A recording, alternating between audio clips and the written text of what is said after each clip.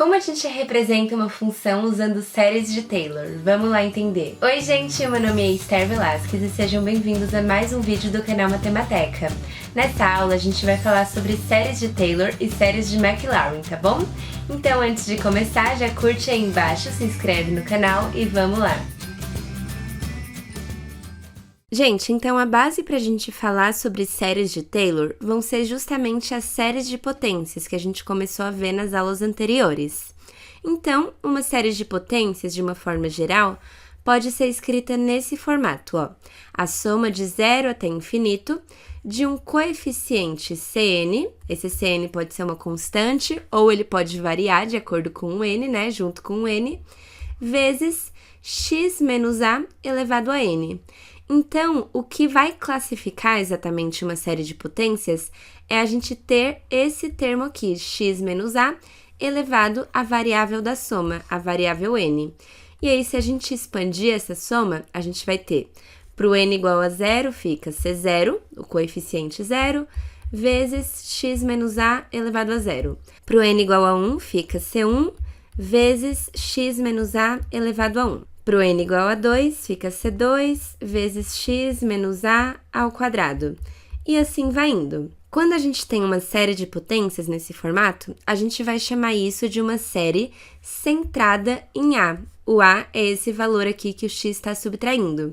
Então, por exemplo, se A for igual a 3, a gente tiver x menos 3 elevado a n, isso é uma série de potências centrada em n. Se A for igual a 0, a gente tiver x menos 0 elevado a n, que é o próprio x elevado a n, né? A gente vai ter uma série de potências centrada em 0. E aí, nas aulas anteriores, a gente começou a relacionar funções com séries de potências. A gente viu que tem alguns tipos de funções que a gente pode representar elas no formato de uma soma. E para isso, a gente comparou essas funções com as séries geométricas, certo? Mas agora falando de forma geral, não apenas de funções que se parecem com a soma de séries geométricas. Quando a gente vai conseguir escrever funções como séries de potências? Então, se eu tiver uma função genérica f de x ali, eu consigo representar essa função como uma série de potências, mesmo que essa função não se pareça com a série geométrica? Então, vamos começar supondo uma função f de x que a gente consegue escrever como série de potências. Então, o coeficiente C0 mais o coeficiente C1 vezes x menos a elevado a 1, mais o coeficiente C2 vezes x menos a elevado a 2. Então, uma série de potências, né? Naquele formato que a gente viu no começo da aula. Que, ó, vai indo infinitamente, que a gente está somando infinitamente aquela série de potências. Como essa série de potências está centrada em A, eu vou ver o seguinte, o que acontece com essa função quando eu substituo x por A? Então, se eu substituir o x por A aqui na série de potências. Substituindo x por A aqui, vai ficar A menos A, que vai zerar. Aqui também vai zerar, vai zerar. O único termo que não vai zerar é o C0, né? Então, se uma função pode ser escrita como uma série de potências centrada em A, o f de A vale o próprio coeficiente C0. Agora, vamos fazer o seguinte, vamos derivar os dois lados aqui da igualdade. Vamos derivar a nossa função f de x e derivar essa série de potências que a gente tem. Então, a derivada da função f de x vai ser a derivada de C0 em relação a x vai zerar, né? A derivada de C1 vezes x menos a vai ser o próprio C1 vezes a derivada do de dentro, que é 1, então fica só C1. A derivada de C2 vezes x menos a ao quadrado, o 2 vai cair, então fica 2 vezes C2 vezes x menos a vezes a derivada do de dentro, que vale 1. Aí, para o C3, o 3 vai cair, aí fica 3 vezes C3 vezes x menos a ao quadrado, vezes a derivada do de dentro, que é 1, e assim vai, né? Para o C4 fica 4 vezes C4, vezes x menos a ao cubo, aí 5 vezes C5, vezes x menos a à quarta, e assim vai indo. Isso, para o intervalo de convergência, módulo de x menos a menor do que r, que é um intervalo de convergência genérico para uma série de potências centrada em a. E aí agora vamos fazer a mesma coisa. Eu quero entender o que acontece com a derivada da nossa função quando x é igual a, já que a nossa série está centrada em a. Então, o f' de a, aqui vai zerar, aqui também vai zerar, todos os termos que aparece x menos a vão zerar, né? Porque fica a menos a, que dá zero. Então, o único termo que sobra é o C1. Vamos continuar então, vamos de novo derivar nossa função, encontrar a segunda derivada aqui. O C1, a derivada é zero. Aqui para o C2 vai ficar 2 vezes C2. Aí para o C3, esse 2 vai cair multiplicando, fica 2 vezes 3 vezes C3 vezes x menos a. Aí para o C4, esse 3 vai cair multiplicando, fica 3 vezes 4 vezes C4 vezes x menos a ao quadrado. Para o C5, esse 4 cai multiplicando, fica 4 vezes 5 vezes C5 vezes x menos a ao cubo, e assim vai indo, para módulo de x menos a menor do que r. E aí, vamos fazer de novo isso aqui, vamos substituir o x por a e ver o que a gente encontra. Aqui zera, o único termo que sobra, onde não aparece o x menos a, é esse primeiro termo, 2 vezes o coeficiente C2. E aí, continuando aqui, encontrando a terceira derivada, se a gente substituir o x por a nessa terceira derivada, vai zerar todos esses termos aqui e sobra 2 vezes 3 vezes C3. Gente, se a gente for continuando, para a próxima derivada, para a quarta derivada, né, a gente vai encontrar 2 vezes 3 vezes 4 vezes C4. Aí, para a quinta derivada, a gente vai encontrar 2 vezes 3 vezes 4 vezes 5 vezes C5. Então, repara o padrão que a gente está encontrando. A enésima derivada da nossa função, quando a gente substitui o x por a gente vai sempre encontrar 1 vezes 2 vezes 3 vezes 4, até chegar no n, vezes o coeficiente Cn. Então, por exemplo, na primeira derivada, a gente encontrou 1 vezes C1. Na segunda derivada, a gente encontrou 2 vezes 1 vezes C2. Na terceira derivada, 3 vezes 2 vezes 1 vezes C3. E assim vai, na quarta derivada, a gente vai encontrar 4 vezes 3 vezes 2 vezes 1 vezes C4. Na quinta, 5 vezes 4 vezes 3 vezes 2 vezes 1 vezes o coeficiente C5. Então, a enésima derivada de uma função, que pode ser representada como uma série de potências, sempre vai ter o formato n fatorial, sendo que n é a ordem da derivada que a gente tá, vezes o coeficiente Cn. Mas quando a gente quer representar uma função como série de potências, naquele formato Cn vezes x menos a elevado a n, o que interessa pra gente é descobrir o Cn, né? Então, isolando o Cn aqui nessa relação, a gente tem que o coeficiente Cn de uma função que pode ser representada como série de potências vai ser a enésima derivada daquela função, substituindo x por a, então, aonde a nossa série está centrada, dividido pelo n fatorial. Então, o nosso coeficiente sempre vai ter esse formato em uma função que pode ser representada como série de potências. Até mesmo naquelas funções que a gente comparou com séries geométricas, a representação delas como séries de potências, o coeficiente vai ter esse formato aqui, tá bom, gente? Então, uma função f de x que pode ser representada como série de potências vai ter esse formato. O coeficiente Cn a gente pode representar como a enésima derivada com x igual a, que é onde a série está centrada, dividido pelo n fatorial. E isso multiplica o x menos a elevado a n, tá bom? Então, gente, isso aqui é o que a gente chama de série de Taylor. A série de Taylor ajuda a gente a representar uma função como série de potências usando esse formato genérico. O coeficiente Cn é escrito assim, e ele multiplica o x menos a elevado a n. Então, aqui é, por exemplo, se nossa série estiver centrada em a igual a 2, a igual a 5, quando a nossa série está centrada em algum valor específico. Agora, a gente pode ter o caso particular, onde nossa série está centrada em zero, né? A gente substitui o zero na derivada, e aqui fica x menos zero elevado a n, que é o próprio x elevado a n. Isso aqui é um caso particular da série de Taylor, que a gente vai chamar de série de Maclaurin. Então, a única diferença entre a série de Taylor e a série de Maclaurin é que na série de Taylor a gente tem algum valor específico de A, onde a nossa série está centrada. Agora, quando A for exatamente igual a zero, a gente cai no formato da série de Maclaurin. Então, é exatamente a mesma coisa, só que com A igual a zero, tá bom? Então, vamos praticar aqui com o exercício. A gente quer encontrar a série de Maclaurin da função Euler elevado a x e a gente quer saber qual é o raio de convergência dela. Então, como a gente quer a série de Maclaurin, a gente já sabe que a série vai ser centrada em A igual a zero. Vai ter esse formato aqui.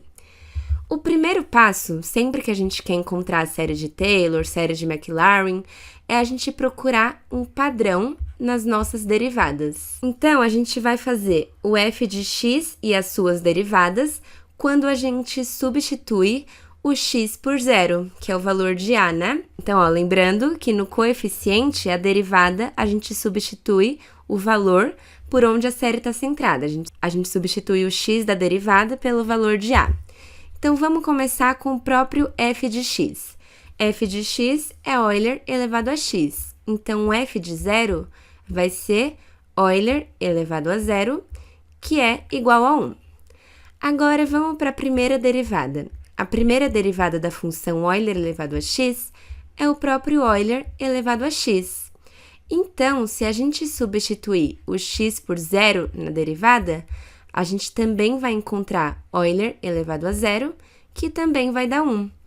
E assim vai indo, né? A segunda derivada de Euler elevado a x também é Euler elevado a x, e se a gente substituir o x por zero na segunda derivada, a gente encontra Euler elevado a zero, que vai dar 1. Então, gente, a enésima derivada da função f de x, quando a gente substitui x por zero, sempre vai dar 1. Você pode derivar quantas vezes você quiser aqui, que quando você substituir o x por zero, que é o valor onde a série está centrada, você sempre vai encontrar o 1. Gente, depois que a gente encontra o padrão das derivadas, encontra qual padrão nossa série vai seguir, é só a gente substituir na série de Maclaurin, que é essa nesse formato aqui. Então, a gente sabe que o coeficiente Cn vai ser a enésima derivada em x igual a zero, dividido por n fatorial. É a expressão que a gente encontrou aqui atrás para o coeficiente Cn, né?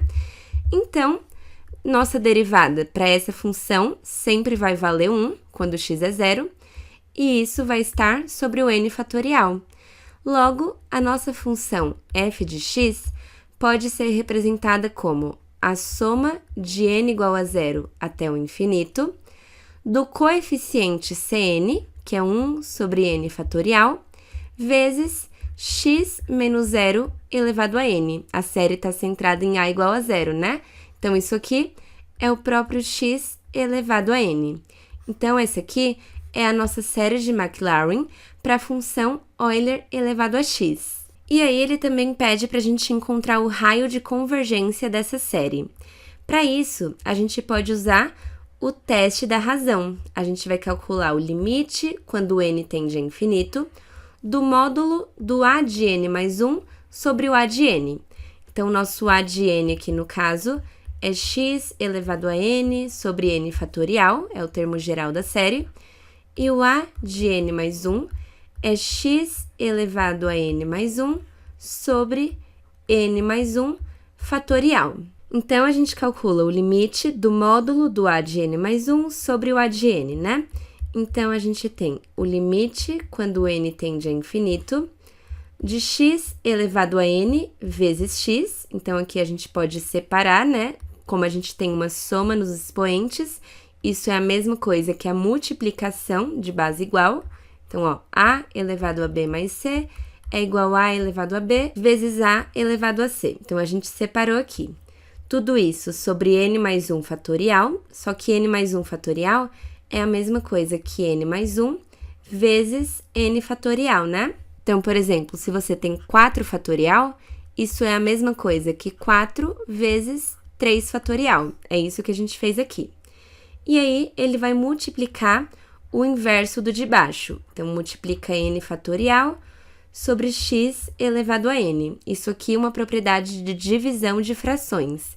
Quando a gente tem a sobre b dividido por c sobre d, isso é a sobre b vezes o inverso do de baixo, d sobre c. E aí, a gente pode cortar o n fatorial em cima e embaixo e o x elevado a n em cima e embaixo. Então, vai sobrar o limite, quando n tende a infinito, do módulo de x sobre n mais 1. O módulo de x, como ele não depende de n, a gente pode colocar ele para fora do limite multiplicando. E o n mais 1, como n está tendendo ao infinito, o módulo de n mais 1 pode ser o próprio n mais 1, né? Porque a gente está sempre em valores positivos. Então, aqui fica 1 sobre n mais 1. A gente tirou o módulo dele porque o n já está indo para valores positivos. Então, o limite de 1 sobre n mais 1, quando n tende a infinito, vai para zero, né? Quando a gente tem uma constante sobre algo que está crescendo muito, isso tende a zero. Logo, o resultado desse limite é módulo de x vezes zero, que vai dar sempre zero, independente do valor de x. E pelo teste da razão, que é esse que a gente fez, para a série ser convergente, o resultado desse limite tem que ser menor do que 1. E no caso aqui, ele é sempre menor do que 1, né? Independente do x que a gente colocar aqui, o resultado do limite é sempre menor do que 1, porque dá sempre zero. Portanto, essa série é sempre convergente para todo valor de x. Isso significa que o nosso raio de convergência é infinito. Então, ó, a nossa série é centrada em zero e o nosso raio de convergência é infinito para a esquerda e para a direita. O x pode assumir qualquer valor que a gente quiser aqui, que vai fazer a nossa série ser convergente. Então, gente, o que significa exatamente a gente ter representado Euler elevado a x como uma série de potências? Vamos supor que você quer saber quanto vale Euler elevado a 0,5. Ó, o 0,5 é um valor próximo de zero, né? E nossa série está centrada em zero. Então, é conveniente a gente aproximar o Euler elevado a 5 através dessa série centrada em zero. Então, como vai funcionar? Euler elevado a x ao redor de zero pode ser aproximado por essa série. Então, vamos substituir o x por 0,5. Aí, a gente vai ter que Euler elevado a 0,5, que no caso é o nosso f de 0,5, né? Vai ser, para n igual a zero, a gente tem 0,5 elevado a zero sobre 0 fatorial. Aí, para n igual a 1, 0,5 elevado a 1 sobre 1 fatorial. E assim vai indo. Para n igual a 2, 0,5 ao quadrado sobre 2 fatorial. E vamos fazer até o n igual a 3, 0,5 elevado a 3 sobre 3 fatorial. Isso aqui dá aproximadamente 1,646. E se você for calcular Euler elevado a 0,5 na sua calculadora, você vai encontrar aproximadamente 1,648, aproximadamente isso aqui. Então, somando os 4 primeiros termos dessa série, que representa Euler elevado a x, ao redor do zero, para números próximos de zero, a gente conseguiu aproximar quanto vale Euler elevado a 0,5, já que 0,5 é um número próximo de zero, né? Então, a série de Maclaurin serve para a gente dar uma representação da nossa função para números próximos de zero. Agora, e se a gente quiser para números próximos de 1, por exemplo, quando A é diferente de zero? Aí a gente cai em uma série de Taylor, né, gente? Agora, ao invés de A igual a zero, a gente vai usar A igual a 1. Então, vamos começar encontrando o padrão da derivada da nossa função. Então, quando a gente substitui x por 1, que é o nosso novo valor de A, na própria função, a gente tem Euler elevado a 1. Se a gente substituir x por 1 na primeira derivada, que é o próprio Euler elevado a x, a gente continua com Euler elevado a 1.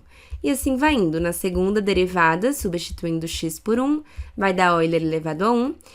E a gente encontra que o padrão da enésima derivada dessa função, quando a gente substitui x por 1, é o próprio Euler, certo? Então, o coeficiente Cn dessa série de potências aqui vai ser a enésima derivada em x igual a 1, que vale sempre Euler, sobre o n fatorial.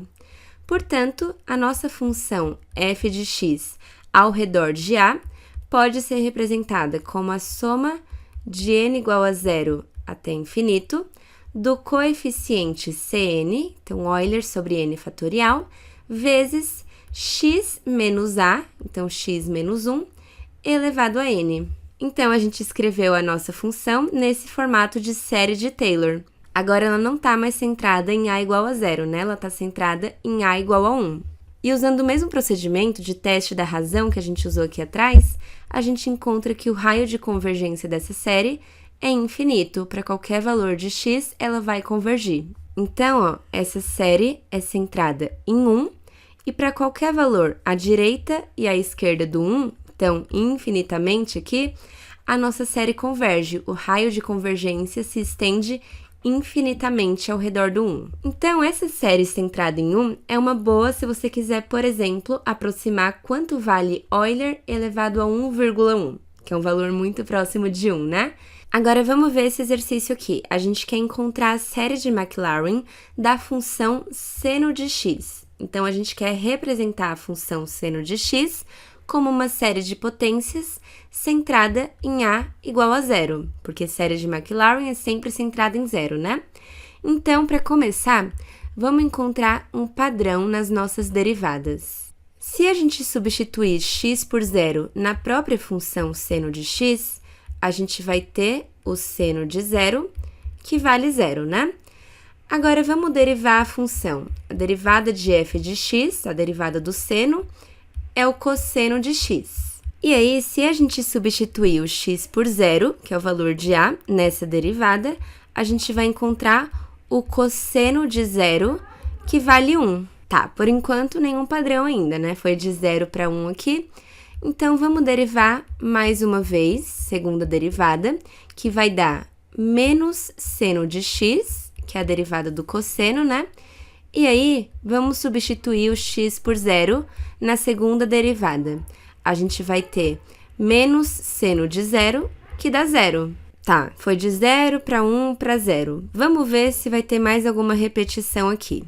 Então, na terceira derivada, que vai dar menos cosseno de x, se a gente substituir o x por 0 na terceira derivada, a gente tem menos cosseno de 0. Como o cosseno de 0 é 1 e a gente tem esse menos na frente, vai ficar menos 1. Tá, então vamos para a quarta derivada aqui. Quarta derivada da função f de x vai ser menos a derivada do cosseno de x, que fica menos seno, vai dar o próprio seno de x, né? Substituindo x por 0 na quarta derivada, a gente volta a ter o seno de 0, que vai dar 0. E aí, se a gente continuar derivando, volta a cair nesse padrão, né? Sai do seno, vai para o cosseno, menos seno, vai continuar infinitamente a cada 4 derivadas. Tá, mas então vamos analisar o que aconteceu aqui com o valor das derivadas quando x é igual a 0. Foi 0, 1, 0 menos 1, 0. Uma coisa que a gente já consegue ver é que a derivada teve valores nulos quando era uma derivada par. Então, no 0 deu um valor nulo, na segunda derivada deu um valor nulo e na quarta derivada também deu um valor nulo. Então, só deu um valor não nulo, que foi 1 e menos 1, quando a gente tinha derivadas ímpares, a primeira derivada e a terceira derivada. Então, a gente pode começar escrevendo nossa série assim, ó. Para a função sem derivar, a gente tem 0 sobre o 0 fatorial, vai ser o nosso coeficiente, né? Vezes x elevado a 0.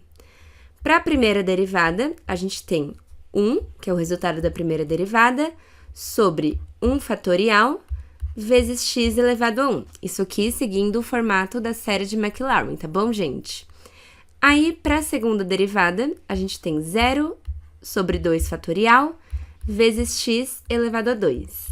Aí, para a terceira derivada, a gente vai ter menos 1 sobre 3 fatorial vezes x elevado a 3. Para a quarta derivada, vai ficar 0 sobre 4 fatorial vezes x elevado a 4. E aí, vai repetindo, né? Para a quinta derivada, fica 1 sobre 5 fatorial vezes x elevado a 5. E aí, repete tudo que a gente já tem aqui. Mas esses termos que vão zerar, a gente nem precisa contar com eles, né? Eles não vão fazer diferença na nossa soma. Porque aqui vai ficar 0, mais 0, mais 0, eles não fazem diferença ali. Então, vamos lidar só com os termos que não zeram. Então, 1 sobre 1 fatorial vezes x a 1, menos 1 sobre 3 fatorial vezes x ao cubo, mais 1 sobre 5 fatorial vezes x a 5, e aí vai repetindo para os números ímpares, né? Menos 1 sobre 7 fatorial vezes x a 7, e assim vai indo. 9 fatorial vezes x a 9. Então, o que está acontecendo aqui? Primeiramente, a nossa série está alternando de sinal. Então, a gente já sabe que o coeficiente Cn vai ter algum termo no formato menos 1 elevado a n. Então, quando n for 0, vai dar mais 1. Quando n for 1, vai dar menos 1.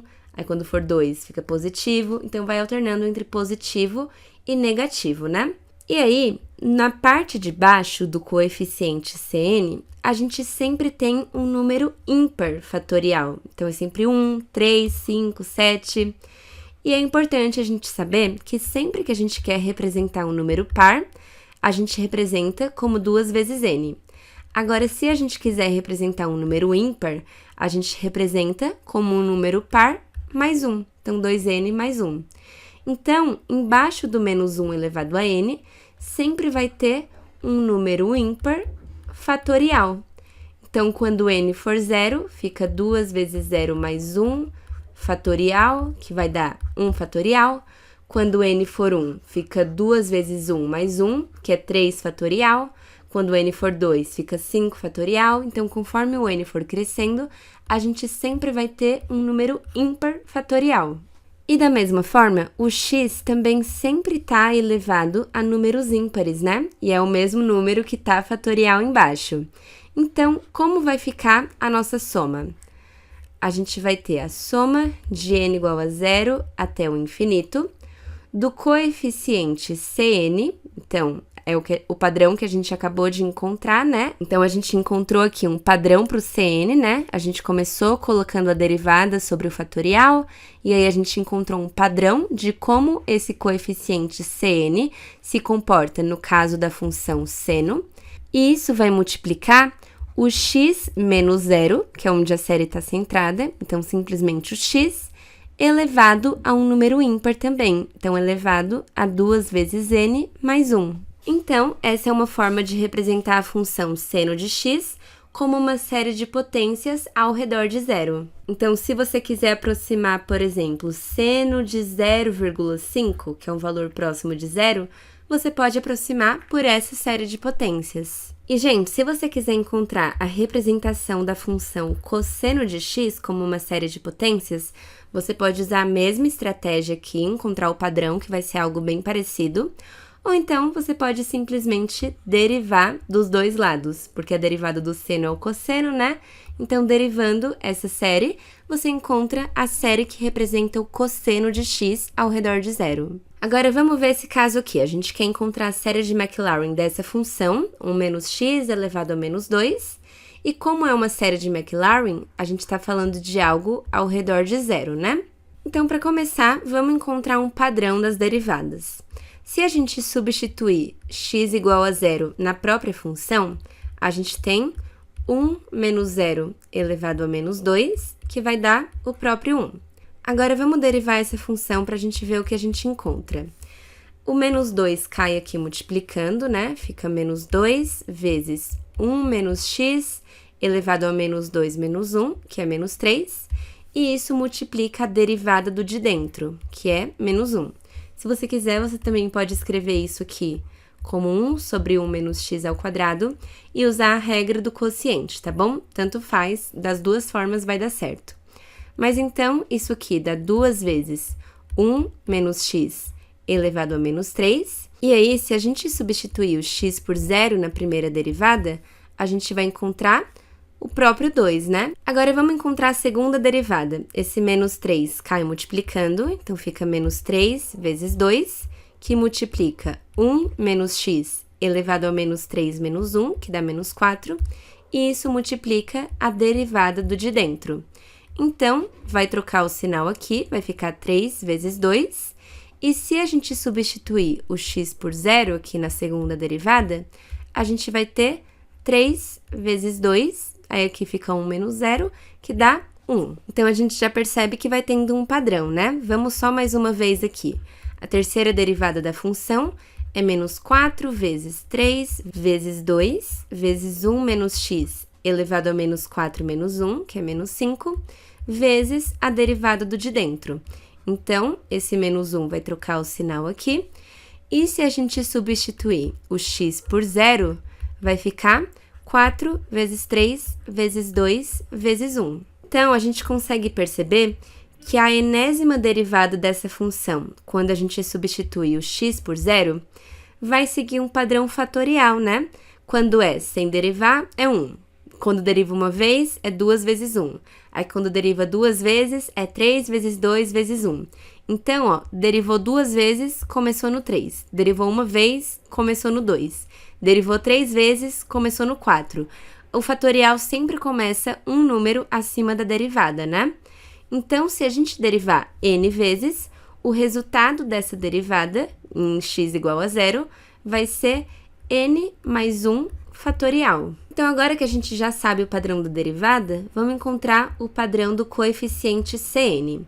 Ele vai ser a enésima derivada em x igual a 0, então n mais 1 fatorial, né? Dividido por n fatorial.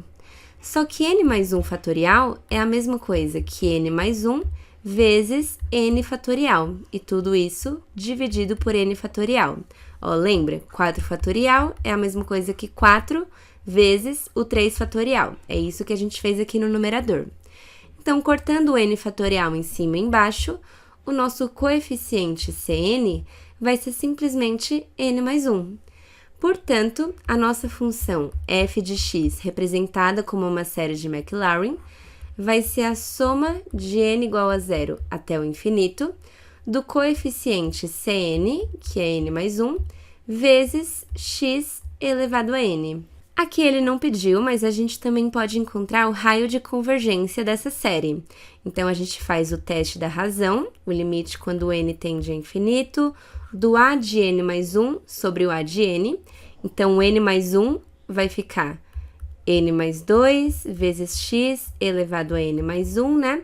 E o a de n é o próprio termo que a gente tem aqui, n mais 1 vezes x elevado a n. E cortando x elevado a n em cima e embaixo, vai sobrar pra gente o módulo de x, que a gente pode colocar para fora da soma, vezes o limite, quando n tende a infinito, de n mais 2 sobre n mais 1. O n pode sair do módulo, porque como ele está indo para infinito, ele está sempre indo para valores positivos, né? Então, a gente vai fazer L'Hopital aqui, para sair da indeterminação infinito sobre infinito, e a gente vai ter módulo de x vezes o limite, quando n tende a infinito, a derivada do de cima é 1, a derivada do de baixo é 1, e, portanto, isso aqui vai dar módulo de x vezes 1. Pelo teste da razão, para a série ser convergente, esse limite tem que dar um número menor do que 1. O limite deu módulo de x, então, para a série ser convergente, a gente precisa que módulo de x seja menor do que 1, ou seja, o x tem que estar entre menos 1 e 1. Então, a nossa série é centrada em 0, porque é uma série de Maclaurin, e o raio de convergência para a direita e para a esquerda vale 1. Então, vem aqui até o 1 e sai aqui do menos 1. Aqui é o nosso raio de convergência. O raio se estende 1 para a esquerda e 1 para a direita. Então, valores de x que estejam nesse intervalo fazem a nossa série ser convergente. Bom, gente, então foi isso nessa aula. Eu espero que vocês tenham gostado. Não esquece de curtir, se inscreve no canal, compartilha com seus amigos e já me segue lá no Instagram para ficar por dentro de tudo, tá bom? Então a gente se vê no próximo vídeo, gente. Beijo!